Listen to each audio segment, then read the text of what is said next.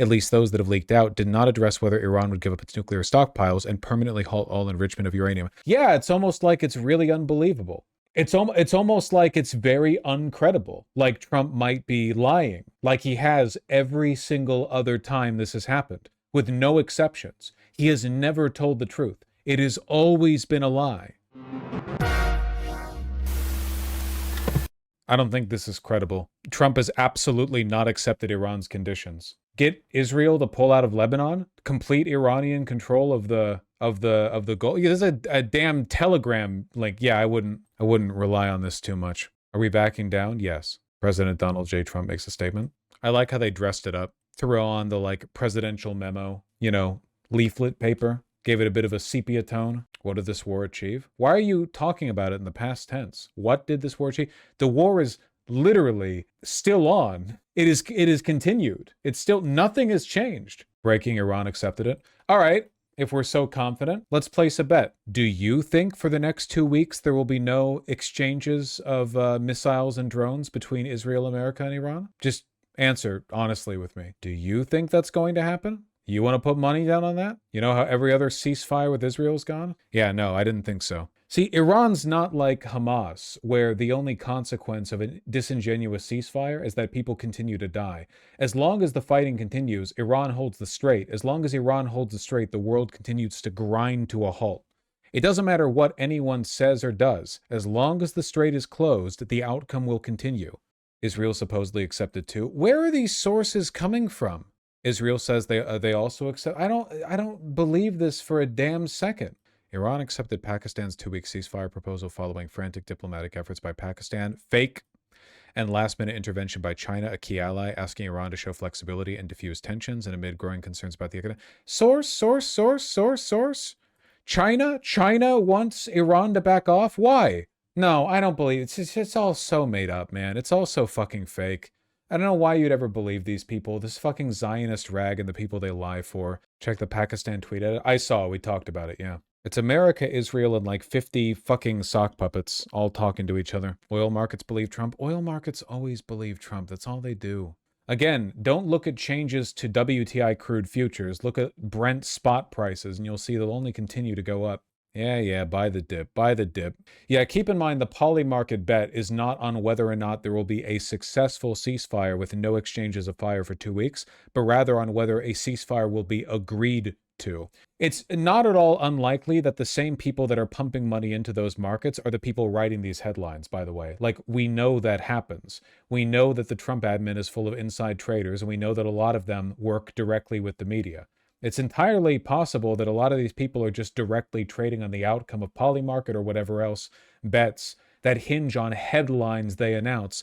Oh, guys, Iran agreed to the ceasefire. Whether or not, 5 minutes later, bombs fall is irrelevant because the bet was on whether the ceasefire was agreed to. Technically, it was agreed to, so, Just 3 weeks ago, Trump was calling for Iran's unconditional surrender, but in his new statement on social media, Trump said he was willing to discuss a 10-point proposal from Iran, saying it was a workable basis on which to negotiate.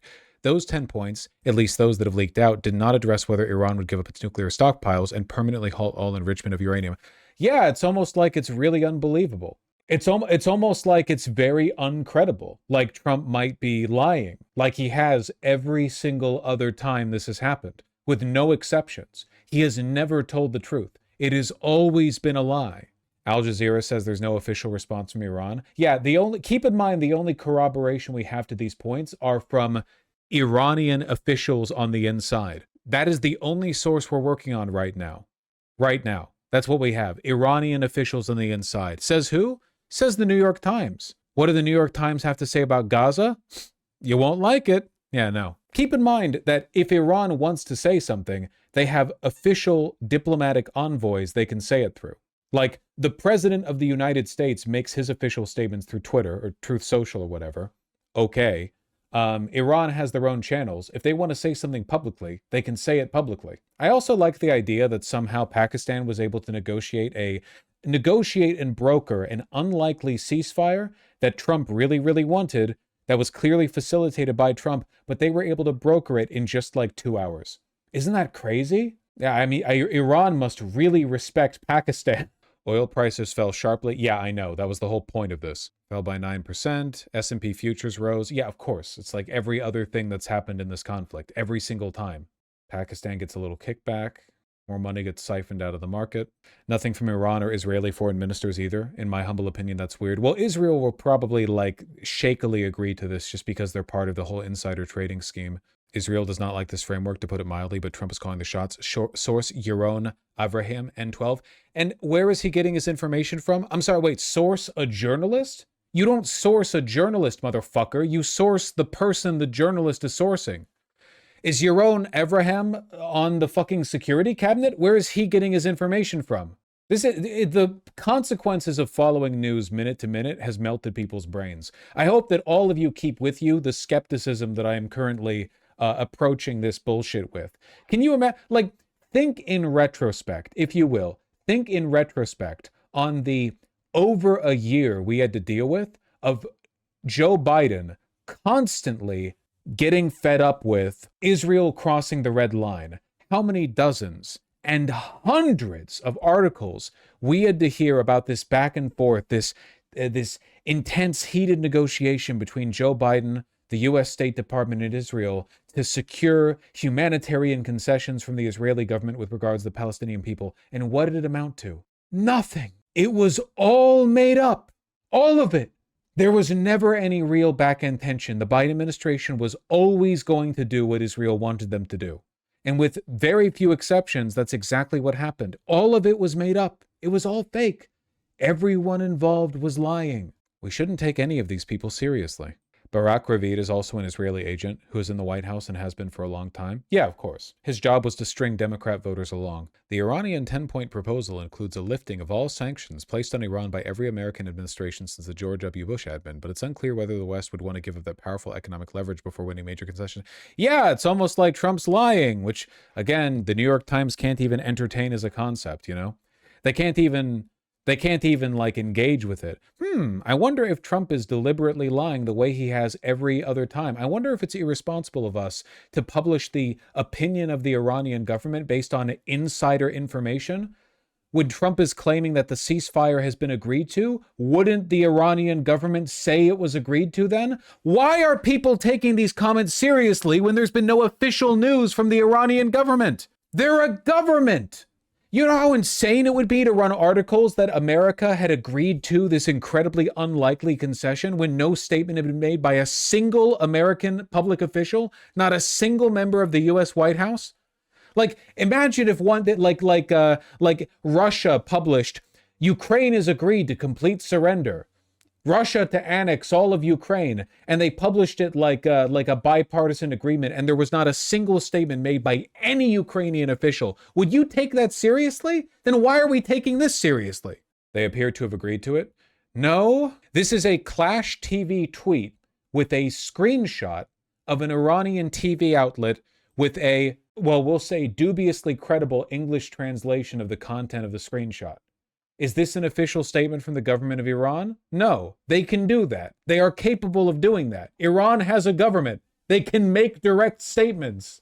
I'd also be interested in the specific verbiage, because if Iran was to agree to the conditions of this ceasefire, my guess is that what they would say is, we agree to the conditions of this ceasefire on the assumption that Trump and Israel abide by this 10-point peace plan, which is, again, the explicit thing that Trump has agreed to. But of course, Israel and America won't agree to the peace plan, will they? Israel isn't going to immediately back out of Lebanon. Therefore, like, if the agreement is predicated on the assumption that America and Israel will follow the 10-point plan, which they're not going to, then what's the point? I speak Persian, the translation's close enough. Right, but read it carefully.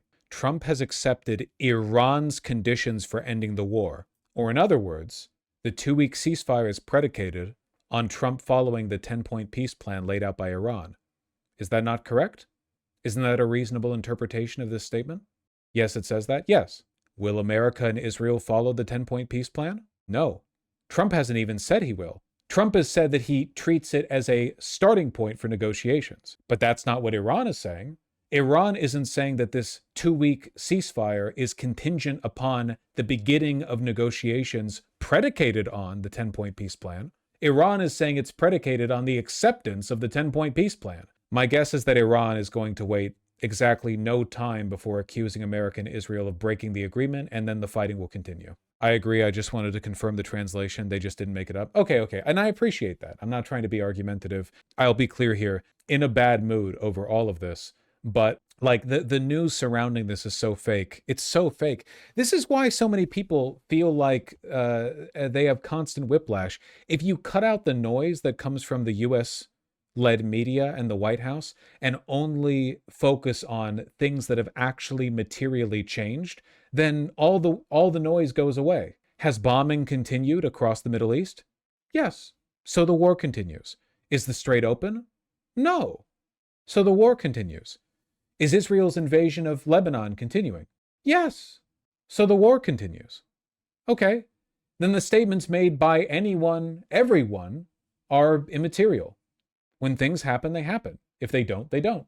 Oil futures go up, oil futures go down. Market goes up, market goes down. You know what's not going down? The actual spot price of oil. That's only going up. And they've launched missiles at Israel. Yeah, I want a confirmation of that. We still have no official response from the Iranian government. We'll see what it is. In response to Trump's statements, rocket salvo launched towards Israel. Perfect. I don't give a shit how legit it is. That's funny as fuck. We have prepared our response. Oh my God. Jesus Christ, that's funny. Besides market manipulation, do you think this is just so the US can procure more munitions from global supply? No, I think they're just flailing. I think they're just flailing. That's it. I genuinely do not think there's a plan. Keep in mind, we got reporting from the New York Times today. We know for a fact that Netanyahu pitched this war to Trump and just lied about it. Like, everyone involved here is some blend of lying and delusional. There's no like top secret behind the scenes strategy. We're just desperately juggling balls until the economy collapses. The IDF says, oh, we have IDF confirmation? Okay, yeah. IDF confirms new wave of missiles 10 minutes after Trump announces 2-week ceasefire. Mwah.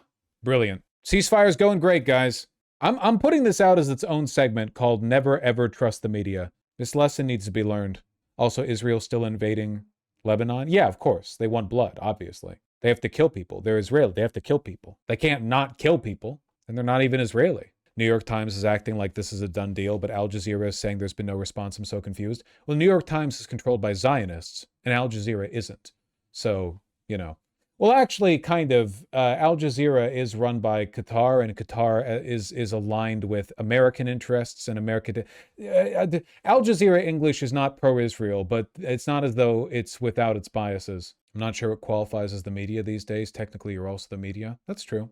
And I think for the most part, independent media's bullshit as well. I guess for me, it's a reading comprehension thing, right? It's media literacy. Like everything that I've told you guys right now, it reaffirms my point. It's not about the information itself. It's about learning to read between the lines and learning what is worth paying attention to. So the fact that a bunch of media outlets all at once are like, deal reached. So you have to ask, is this information credible? What's the sourcing? Does this contradict previous statements made by parties involved? What are the incentives for this? And you run through all of the logical questions, and then the only conclusion you can arrive at is that it's just more bullshit, in my opinion. I mean, maybe I end up being completely wrong, but on this, I don't think that's the case. I really don't think that we're in for 2 weeks of no fighting, especially considering missiles are currently hurtling towards Tel Aviv.